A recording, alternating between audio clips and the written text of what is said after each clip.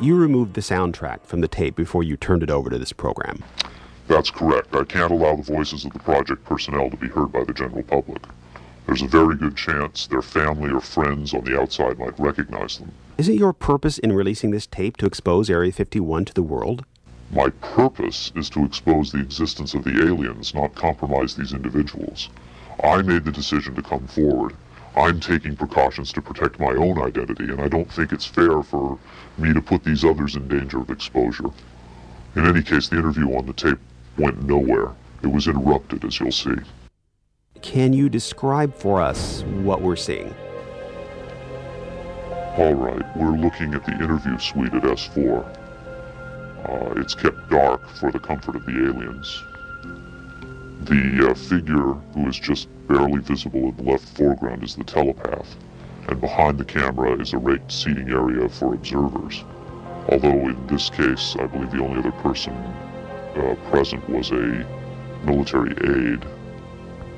The alien is seated behind a glass partition in a biocontainment area, which is maintained at biosafety level 2, the lowest designation. That's primarily for the protection of the aliens, not us. The theory is that if they were going to infect us with an alien bug, it would have happened 50 years ago. In fact, all the indications are the aliens eliminated microbial and viral life from their own ecosystem long ago. They aren't susceptible to our diseases directly, but it has been shown that microbes can reproduce and form colonies within their respiratory systems, which tends to exacerbate the debilities they seem to suffer anyway in our environment. In fact, you can see here the alien is beginning to flag. The interview was not going well. The telepath was trying to clarify some points from a previous interview, but he wasn't receiving coherent responses.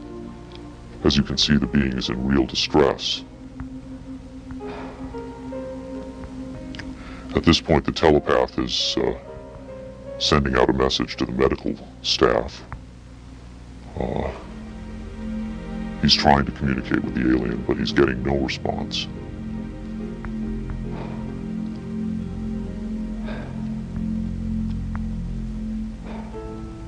There's very little he can do. There's no direct connection between his space and the biocontainment area. That's the aide stepping in on the right. The medical staff should be there by now. They're slow in responding. There they are. I have to say the medical personnel at S4 are less than first rate. They tend to be selected for their willingness to keep secrets rather than their medical competence.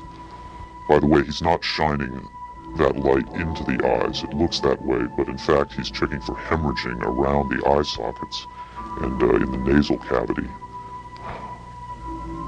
I'm sorry. It's very hard for me to watch this.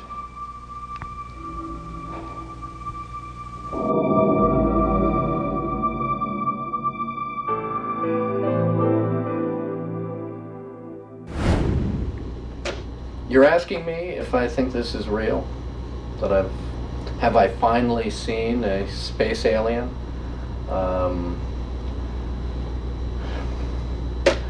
I don't know. But I do know this. I know that this is not a tricked up version like the Alien Autopsy. It doesn't attempt to distract you away from the alien. It doesn't have that cinema verite, black and white. It doesn't go to great lengths to try to fool the audience. It's straight ahead. It's an alien on tape. Pretty much the way you'd probably film it. But the point is this. What if it is real? In evaluating the authenticity of the alien interview tape, the logical place to begin is with the videotape itself. What can the technical details of this recording tell us about its origin? Rocket Pictures sent Victor's original tape to the Phoenix laboratory of renowned image analyst Jim Delatoso. Using the most up-to-date digital technology, Delatoso tried to determine the tape's authenticity. I've been exploring, looking at different aspects of the image itself to develop questions for a matrix on, is it real or is it fake?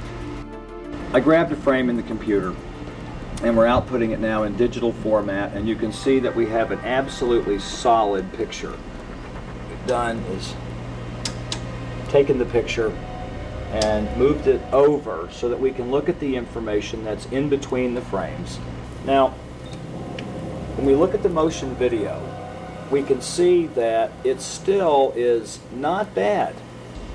And when we have this little indicator down here, it tells me that the original image was transferred using some kind of time-based corrector.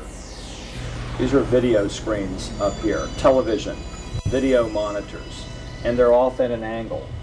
If this was shot using a video camera with lines on it, we would see moire patterns up there, and we don't see the moire patterns. So there's a probability that this was shot originally on film, possibly a film stock like 7252 or 7247, depending on the lighting. The idea that these images